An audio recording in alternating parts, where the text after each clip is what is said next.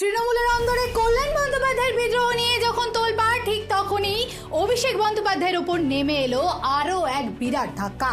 এবার কোনো রাজনৈতিক দল নয়, খোদ সিআইডি আদালতে দাঁড়িয়ে বিধায়কদের স্বাক্ষর জালিয়াতি মামলায় ডায়মন্ড হারবারের তৃণমূল সাংসদকে সরাসরি হেফাজতে নিয়ে জিজ্ঞাসাবাদের দাবি তুলল।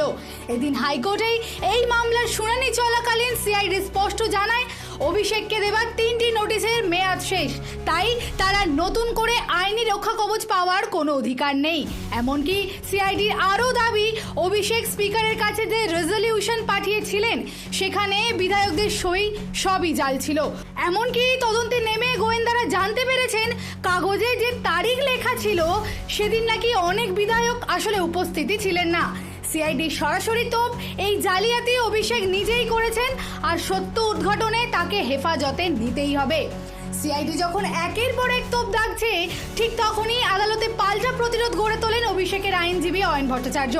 সিআইডির দাবির তীব্র বিরোধিতা করে তিনি স্পষ্ট জানান, এই পুরো মামলাটাই রাজনৈতিক উদ্দেশ্য প্রণোদিত এবং ভিত্তিহীন। জালিয়াতির পেছনে কোনো অকাট্য প্রমাণ নেই, কেবল রাজনৈতিক প্রতিহিংসা থেকে অভিষেককে হেনস্থা করতেই এই আইনি জাল বেছানো হচ্ছে।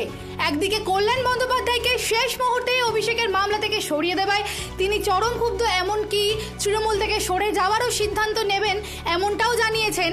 আর অন্যদিকে রাজ্যের ক্ষমতার পালা বদলের পর খোদ সিআইডি এখন অভিষেককে হেফাজতে নিতে চাইছে। ক্ষমতা হারিয়ে চারদিক থেকে যখন তৃণমূল ভাঙার চরম সংকট, তখন এই আইনি চক্রব্যূহ থেকে অভিষেক কি বেরোতে পারবেন, নাকি এবার সত্যিই বড়সড় বিপাকে পড়তে চলেছেন সেকেন্ড ইন কমান্ড?